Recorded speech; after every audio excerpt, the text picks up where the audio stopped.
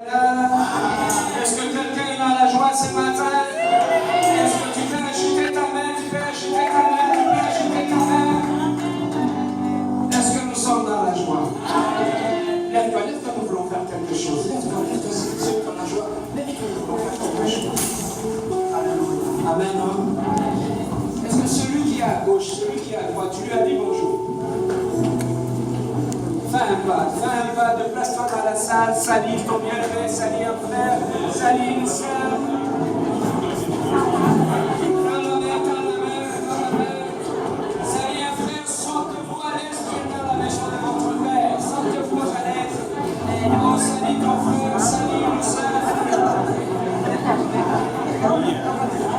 Déplace-toi, fais avec joie. De l'amour du Seigneur. Oui, je t'aime de l'amour du Seigneur. Quand je vois en toi, alors de mon roi. Oui, je t'aime de l'amour du Seigneur. On fait avec sourire, on fait avec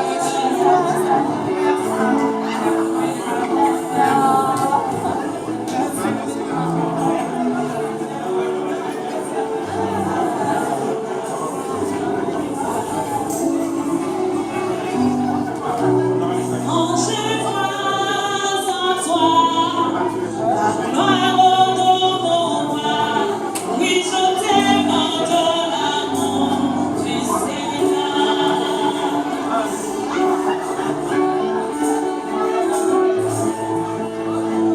T'aime de l'amour du Seigneur. Quand je vois en toi, gloire de mon roi. Oui, je t'aime de l'amour du Seigneur.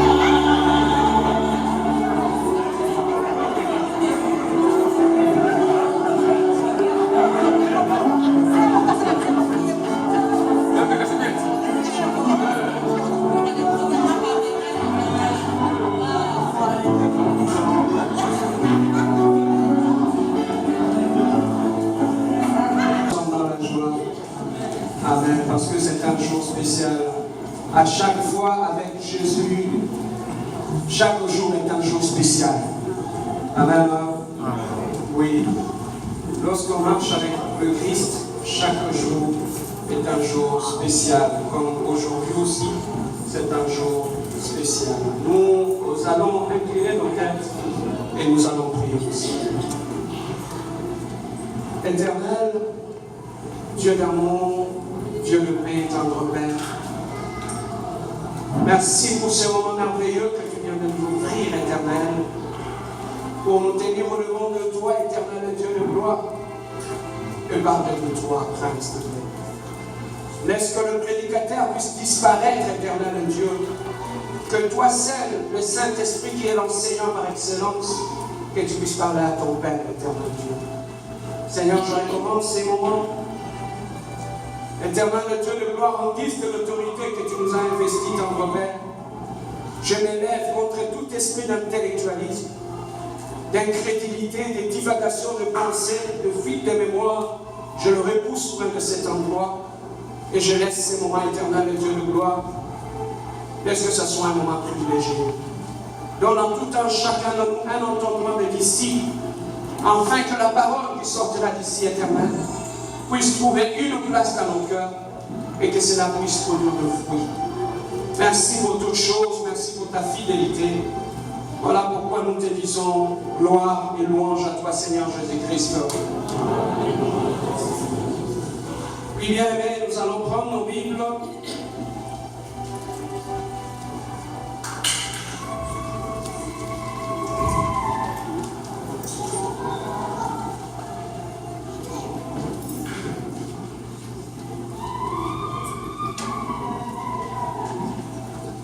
Le thème que nous allons exploiter, bien aimé, c'est matin, se trouve dans le livre de Luc, chapitre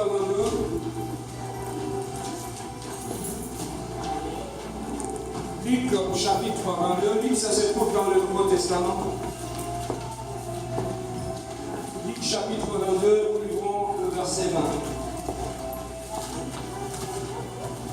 Luc, chapitre 22, nous lirons le verset 20.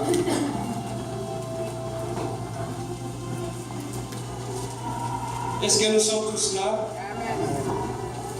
Je lis au nom de notre Seigneur Jésus-Christ.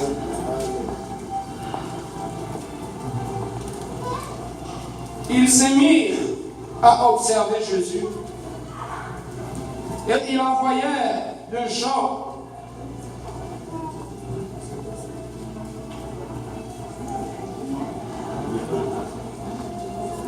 non, je suis dans le 20.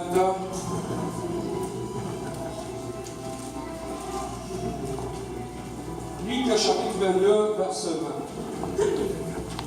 Il prit de même la coupe après le souper et la leur donnant en disant: cette coupe est la nouvelle alliance en mon sang qui est répandu pour vous. Je reprends encore. Il prit de même la coupe après le souper et la leur donnant en disant: cette coupe est la nouvelle alliance en mon sang qui est répandu pour vous. Amen. Amen. Oui, bien aimés, nous sommes toujours dans notre série d'enseignements où on avait commencé le dimanche passé où nous parlons sur l'alliance. Et aujourd'hui, nous allons encore ajouter un plus par rapport à cet enseignement que l'homme de Dieu, Papa Boni, avait commencé le dimanche passé. Et j'aimerais aussi ajouter quelque chose de plus par rapport à cet enseignement qui a aussi trait à l'événement que nous sommes en train de célébrer aujourd'hui. Amen. Oui, bien aimés, ici, on est en train de nous parler de l'alliance que nous avons fait avec Christ. Lorsque nous lisons la Bible, trop souvent nous entendons, on nous parle de l'ancienne alliance, de la nouvelle alliance. En fait, c'est quoi une alliance? Pourquoi une ancienne alliance? Pourquoi une nouvelle alliance? Et en tant que chrétien, qu'est-ce que l'alliance a de si important? Qu'est-ce que ça peut nous porter en tant que chrétien? Bien-aimés, beaucoup d'enfants de Dieu, beaucoup de chrétiens ont du mal à comprendre les termes de l'alliance. Voilà pourquoi, bien-aimés, cette ignorance fait en sorte que beaucoup de gens ont du mal à marcher avec Dieu. Parce que le Dieu qui nous avons pris, c'est un Dieu d'alliance. Lorsque nous lisons dans notre Bible depuis Genèse jusqu'à l'Apocalypse, on nous parle de l'alliance. On nous parle d'un Dieu d'alliance. Mais en fait, c'est quoi l'alliance? C'est quoi le principe de l'alliance? Voilà pourquoi, bien aimé, il est très capital pour nous en tant que chrétiens de comprendre le principe de l'alliance ou la notion de l'alliance. C'est ça qui fera en sorte que nous puissions avoir une relation privilégiée avec un autre Dieu qui est le Dieu de l'alliance. Bien aimé, l'alliance n'a pas commencé dans le Nouveau Testament, l'alliance a commencé dans l'Ancien Testament. Depuis le jardin d'Éden, après avoir créé l'être humain, Dieu avait déjà commencé à introduire l'alliance dans sa relation avec l'être humain. En fait, une alliance, c'est un accord entre deux personnes, entre deux États, entre deux groupes de personnes, entre deux groupes de gens. Bien aimé, une alliance, au-delà d'être un accord, une alliance, c'est aussi un lien qui unit deux personnes, deux groupes de personnes, deux groupes de gens, deux pays, deux familles. Alors, lorsqu'on nous parle, on dit qu'une alliance, c'est un accord. Ça veut tout simplement dire que deux personnes doivent se mettre d'accord pour conclure une alliance. Lorsqu'on nous dit qu'une alliance, bien aimé, c'est un lien, ça veut tout simplement dire que si c'est un lien, ça veut dire qu'elle a une alliance, ça unit deux personnes. Autour de quoi? Autour d'un accord, autour de clauses. Dans une alliance, bien aimé, on trouve des clauses qu'on doit respecter. Et c'est ce qui fait la force d'une alliance. Lorsque les accords sont respectés.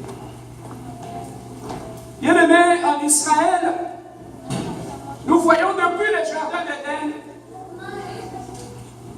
Dieu conclut une alliance avec lui-même. Il a dit à Adam et Ève, si vous voulez demeurer dans le jardin, continuez à bénéficier de tout ce qu'il y a dans ce jardin ici. Il y a des choses que vous devez respecter. L'arbre qui est au milieu du jardin, ne touchez pas à ça. Aussi longtemps que vous n'allez pas toucher à cet arbre-là, vous allez demeurer dans le jardin et continuer à bénéficier de tout ce que je mets à votre disposition comme bénédiction. Aussi longtemps l'être humain respectait cet accord-là, respectait l'alliance qu'il avait faite avec Dieu, la Bible nous dit l'homme ne manquait de rien. Aussi longtemps que l'homme respectait ces clauses-là, ça veut tout simplement dire que l'homme ne souffrait pas. L'homme ne manquait de rien, il avait tout. Mais le diable, sachant que pour déstabiliser la relation entre Dieu et l'homme, pour l'affaiblir, il fallait pousser l'homme à ne pas respecter un accord dans cette alliance. Amener l'homme dans la rébellion. Ainsi, nous voyons dans le jardin d'Éden, lorsque l'homme avait brisé le principe, il l'avait brisé. Parmi les clauses qui étaient dans l'alliance, il les avait brisées. La Bible nous dit, l'homme a été chassé du jardin. La relation était rompue entre l'homme et Dieu. Mais Dieu, dans son amour, il n'avait pas voulu laisser l'homme s'égarer. Il avait continué à tendre la main vers l'homme. La Bible nous dit que il tua un brebis, il arracha sa peau, et l'homme, dans sa nudité, il avait couvert l'homme, et le sang de l'animal a été versé. En versant le sang de cet animal, la Bible nous dit que Dieu avait pris la peau et il avait couvert la nudité de l'homme. Et c'était parti. L'homme, ils ont commencé à se multiplier sur la terre jusqu'à ce que, bien aimé, Noé est arrivé, Abraham est arrivé, et Dieu a commencé à entretenir des relations avec son peuple, parce qu'il était un Dieu d'alliance. Mais si nous voulons très bien comprendre la notion de l'alliance, nous devons aller en Israël pour essayer de comprendre comment, qu'est-ce qui se passait lorsque deux personnes se faisaient une alliance. Comment ils le faisaient? Nous comprenons une chose, que l'alliance se faisait au travers de trois façons. La première façon, il y a ce qu'on appelle une alliance verbale, où deux personnes vont se tenir ensemble. Et pourquoi deux personnes, à ce moment-là, devaient se faire une alliance? C'est tout simplement lorsque deux personnes voulaient entretenir ou accomplir une mission ou atteindre un objectif. Ils se décidaient de se mettre ensemble pour atteindre un objectif. Ces deux personnes-là faisaient alliance d'abord. Ou des amis qui s'aimaient énormément, ils voulaient garder leur amitié, ils voulaient consolider leur amitié. Qu'est-ce qui arrivait? Ces deux personnes-là faisaient une alliance. Ou deux personnes qui s'aimaient suffisamment. Et alors la première alliance, nous avons dit, c'est une alliance qui était verbale, où deux personnes, en s'aimant, en voulant atteindre un objectif, ils pouvaient se parler ensemble et décidé de nouer cette alliance-là et arriver à atteindre leur objectif. Ça, c'était l'alliance d'abord verbale. Et une autre alliance, c'était l'alliance autour d'un repas où deux personnes se fixaient des objectifs, ils fixaient des clauses dans l'alliance. Et pour conclure cela, qu'est-ce qui se faisait? Ils préparaient le repas, ils le mettaient dans une assiette et les deux mangeaient dans la même assiette. Ça, c'était une alliance autour d'un repas. Mais la dernière alliance qui est la plus forte et la plus dangereuse, c'est l'alliance faite par le sang. Parmi les trois alliances, l'alliance verbale, l'alliance autour du repas et l'alliance au travers du sang, le plus fort, bien aimé, c'est l'alliance qui est faite au travers du sang. Nous allons le voir au fur et à mesure que nous allons évoluer. Et bien aimé, en Israël, lorsque deux personnes arrivaient à se faire cette alliance-là, qu'est-ce qui est arrivé? La première des choses, les deux personnes s'étaient tenaient ensemble, comme si, pour symboliser que ces deux personnes ont conclu une alliance, ils s'échangeaient de manteaux. L'un prenait son manteau, il donnait à l'autre. Et l'autre aussi prenait son manteau, il donnait à l'autre. Bien aimé, pendant que le deux se faisait cela, la Bible nous dit, pendant que les deux personnes étaient dans cette alliance-là, après s'être changé de manteau, ils prenaient le temps. Pendant que nous allons entretenir cette alliance, nous allons nous changer de manteau. Le manteau qui symbolise aussi l'autorité. Le manteau qui symbolise aussi l'autorité, ça veut tout simplement dire que mon autorité, je te le donne. Et tu prends aussi ton autorité, tu me le donnes. Ce sont des choses qui faisaient partie de l'alliance. Et après s'être changé de manteau, la deuxième des choses, il s'est changé de ceinture. Il prenait sa ceinture, il donnait à l'autre. L'autre prenait aussi sa ceinture, il donnait à l'autre. Et la ceinture, c'est là où il mettait les épées qui symbolisent la force aussi. Donc, il disait que ma force soit ta force et ta force soit aussi ma force. Amen. Hein? Alors, la troisième des choses qu'il faisait lorsque il concluait une alliance, il s'échangeait de noms. Moi, je prends mon nom, je te le donne. Et que toi aussi, tu prends ton nom, tu me le donnes. Et ça faisait partie de ce rituel-là qui a accompagné, bien aimé, l'alliance. Et l'autre chose qu'il faisait pendant que deux personnes concluaient cette alliance-là, il prenait de brebis, il tuait les brebis, il versait le sang sur le sol, il faisait une sorte de cercle, et les deux personnes devaient marcher tout au long de ce cercle-là, et ils proclamaient des choses par rapport à leur alliance. Et après avoir circulé tout au long du cercle, qu'est-ce qu'ils faisaient? Ils rentraient au milieu du cercle et ils se faisaient des incisions sur le bras. Les sangs commençaient à couler et ils prenaient leurs mains, ils mettaient ensemble. Et pendant qu'ils mettaient leurs mains ensemble, ils déclaraient des choses. Ça veut tout simplement dire que mon sang est ton sang est mon sang. Et la dernière des choses qu'il faisait, après avoir noué cette alliance-là, il prenait, il préparait un repas, il mettait dans l'assiette. Il n'y avait pas deux assiettes, il mangeait dans la même assiette. C'est tout simplement pour dire que nous sommes unis et nous sommes ensemble. Et pour terminer, ils élevaient un monument pour garder comme souvenir de leur alliance. Et cela, ça se faisait au milieu de gens. Bien aimé, au travers de cela,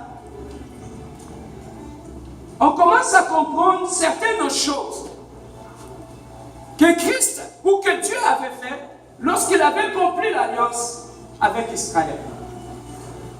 Dans cette alliance avec Israël, lorsque Dieu avait conclu l'alliance avec Abraham, il lui a dit, Abraham, j'ai conclu l'alliance avec toi. Mais je te donne une condition que tu dois respecter. Que tous ceux qui seront dans ta maison doivent être circoncis. La circoncision, c'était le signe visible de l'alliance que Dieu avait fait avec Israël. Et que tout celui, il a dit à Abraham, que tout celui qui ne sera pas circoncis dans ta maison, sortez-le de chez toi. Car j'ai conclu une alliance avec toi. Le seul fait que je conclue cette alliance avec toi, tu as des choses à respecter. Tu feras ta part, moi aussi Dieu, je ferai ma part. Bien aimé, dans l'alliance, comme on nous a dit, les gens se changeaient des épées. Ça voulait tout simplement dire que lorsque tu seras attaqué, si je fais alliance avec toi, tes combats vont être mes combats en moi. Tes ennemis vont être mes ennemis en moi. Donc tous tes intérêts seront être mes intérêts aussi. Donc même si je suis où, dès que j'entends que quelqu'un te combat, je n'aurai pas à demander. Automatiquement, je prendrai ta part. Parce que je serai là pour te protéger. Même là où je suis, dès que j'entends que quelqu'un est en train de frapper tes enfants, comme ça touche tes intérêts, comme j'ai conclu une alliance avec toi, je m'élèverai et je viendrai combattre pour protéger ta famille. C'est ça même le principe de l'alliance que Dieu avait conclu avec Israël. Il a dit, au travers d'Abraham, j'ai conclu l'alliance avec toi. Et comme nous avons vu ici aussi, lorsque deux personnes se faisaient alliance, ils s'échangeaient de nom. Voilà pourquoi lorsque Dieu avait conclu une alliance avec Abraham, il lui a changé de nom aussi. Parce qu'il était en alliance avec Abraham. Et de la même manière que Sarah, qui était aussi sa femme, le seul fait qu'elle était aussi dans l'alliance, elle a aussi subi les conséquences de l'alliance, son nom a été changé aussi. Elle était Sarai et elle est devenue Sarah. Ça faisait partie de l'alliance que Dieu avait conclue avec Abraham. Et bien aimé, dans cette alliance-là, tout celui qui était dans l'alliance, la première des choses, il ne pouvait pas se marier avec n'importe qui. Quand on est dans l'alliance, on épouse aussi celui qui est dans l'alliance. Amen. Amen. Lorsque tu es un fils d'alliance, tu ne peux que te marier avec une fille d'alliance. C'est là que l'Église a commencé à avoir des problèmes. C'est lorsque nous ne respectons pas les clauses de l'alliance, c'est là que le mariage commence à avoir des problèmes. Au lieu qu'on épouse une personne qui était dans l'alliance, on préfère épouser une autre personne parce qu'elle est belle, même si elle n'est pas dans l'alliance. Cette personne-là ne craint pas ton Dieu. Elle ne respectera pas les mêmes clauses que toi tu respectes par rapport à ton Dieu. Et d'où le mariage a été affaibli. Amen. Hein? Amen. Est-ce que je peux avancer? Amen. Et voilà pourquoi, bien aimé, de loin où il était Abraham, il a eu son fils Isaac. Et en ayant son fils Isaac, Isaac commençait à grandir. Jusqu'à un moment où il était devenu adulte, il fallait qu'il puisse se marier. Il a dit, papa, je veux me marier. Papa a dit, là où nous sommes, lorsque je tourne mon regard, je ne vois aucune fille ici qui est dans l'alliance. Il a appelé Eliazar, qui était parmi les anciens dans sa maison. Il lui a dit, Eliazar, lève-toi, mets ta main sur ma cuisse, tu vas jurer. Que ce que je te dirai, tu vas l'accomplir. Abraham ne jouait pas avec l'alliance. Parce qu'il savait que le Dieu avec qui il avait fait alliance, il avait des clauses qu'il devait respecter. Voilà pourquoi il ne jouait pas avec ça. Il a dit à Eliazar, rentre chez nous. Tu vas aller chercher une fille de l'alliance. Et celle qui a été bénie. Et lorsqu'il est arrivé, il a trouvé Rebecca qui était dans le puits. Et Rebecca qui était en train de puiser de l'eau. Et lui, il est venu avec ses chameaux. Et Rebecca qui n'avait pas d'intérêt pour lui. Et il a pris de l'eau, il a donné à ses chameaux. Est-ce que tu sais, un chameau, il boit combien de litres? La Bible dit, elle a donné de l'eau à ses chameaux, sans intérêt, sans quoi. Bien aimé, une fille qui est dans l'alliance, elle ne fonctionne pas par rapport aux intérêts. C'est parce qu'on se met à aller épouser des gens qui ne sont pas dans l'alliance. Ils fonctionnent par rapport au calcul. Je vais te montrer cela. Lorsque Dieu a dit à Abraham, sors de ta patrie, sors de ta nation. Abraham était dans l'alliance. Et il a commis l'imprudence de sortir avec Lot, qui était son évêque. Quand même, biologiquement, il était son évêque. n'était pas dans l'alliance. Et il a commencé à lui créer des problèmes. Voilà d'où viennent les problèmes dans la plupart des cas dans nos mariages. C'est parce qu'on épouse des personnes qui ne sont pas dans l'alliance. Et lorsqu'ils ont commencé à marcher avec l'autre, tout au long de leur parcours, l'autre a commencé à créer des problèmes. Parce que l'autre n'avait rien à voir avec Dieu. Et lorsque, aussi longtemps qu'Abraham était avec l'autre, la Bible nous dit qu'Abraham n'était pas venu, il n'avait pas vu une promesse accomplie dans sa vie. Bien aimé, quand on prend la décision de s'entourer, de s'accompagner avec une personne qui n'est pas dans l'alliance, tu es déjà condamné à mort.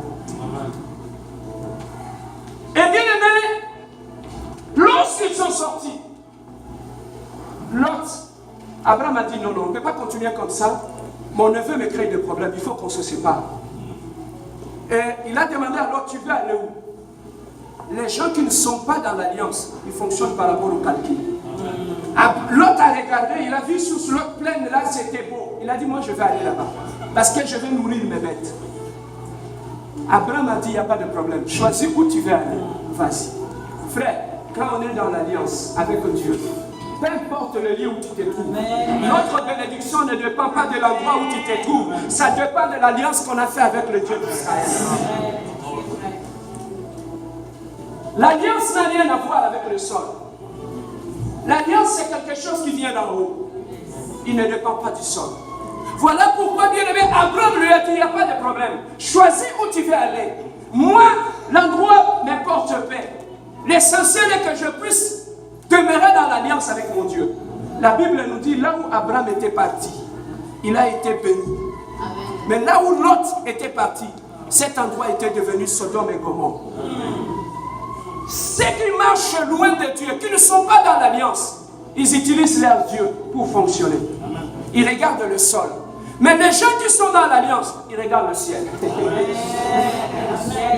La différence entre ceux qui sont dans l'alliance et qui ne sont pas dans l'alliance, ceux qui sont dans l'alliance, ils regardent au sol. Ceux qui sont dans l'alliance regardent en haut. Parce que notre vie ne dépend pas de ce qui se fait sur la terre. Notre vie est décidée depuis l'éternité. Bien-aimé, Rebecca a pris de l'eau. Elle a donné au champ. Frère, vous qui n'êtes pas encore mariés, un seul conseil, tu vas te marier, une bonne femme, on ne les trouve pas n'importe où. On les trouve à côté du puits. Alléluia. Le puits qui symbolise la parole de Dieu. Une fille qui est assise dans la parole, c'est une bénédiction. Et lorsqu'il a pris cette femme-là, qui était dans l'alliance, elle ne fonctionnait pas, elle ne connaissait pas Éliazar. Mais elle a été une bénédiction pour Éliazar. Il a nourri le chameau. Et la Bible nous dit, elle a pris cette femme, Abraham l'a épousé, cette femme pour son fils. Regardez l'importance d'épouser une fille qui est dans l'alliance. Sarah était morte. Isaac, son fils, il était affligé. Il était perdu parce qu'il aimait beaucoup sa mère. Mais la Bible nous dit, dans cette souffrance-là, le seul fait qu'elle s'était mariée à une fille de l'alliance, la Bible nous dit, Rebecca, elle avait été une consolation pour Isaac. Amen. Il a consolé le cœur d'Isaac. Il ne pouvait pas faire du mal à Isaac parce qu'elle savait, moi et lui, nous avons fait alliance avec un Dieu. Amen. Il est le Dieu de l'alliance. Bien aimé, lorsque tu épouses une personne qui est dans l'alliance, il respecte ton Dieu. Vous vous mariez, vous n'avez pas le même Dieu. C'est le problème qu'on va commencer par là. Celui que tu as épousé ne craint pas ton Dieu. Et non, il n'a aucun respect par rapport à ton Dieu. La Bible dit, deux personnes ne peuvent pas marcher ensemble si au préalable ils ne se comprennent pas. L'alliance est très importante, bien aimé. Aujourd'hui, si nous avons des problèmes, c'est à cause de cela. Parmi les recommandations que le Dieu d'alliance avait données à Abraham, que quand tu es dans l'alliance, que tous ceux qui sont dans ta maison doivent être aussi dans l'alliance. Que si quelqu'un n'est pas circoncis, qu'il ne reste pas dans ta maison. Parce que lorsque moi, Dieu, je regarde à la maison, ils sont dans l'alliance. Bien aimé, dans l'alliance, il y a deux parties. Dieu a sa part, l'être humain aussi a sa part. Amen. Lorsque l'homme respecte les clauses de l'alliance, Dieu aussi respectera sa part à lui aussi. Dans une alliance, il y a des promesses. Dans une alliance, il y a la protection. Voilà pourquoi beaucoup de chrétiens aujourd'hui, ils sont en train de marcher avec Dieu, mais ils ne connaissent pas et ils ne comprennent pas la notion de l'alliance.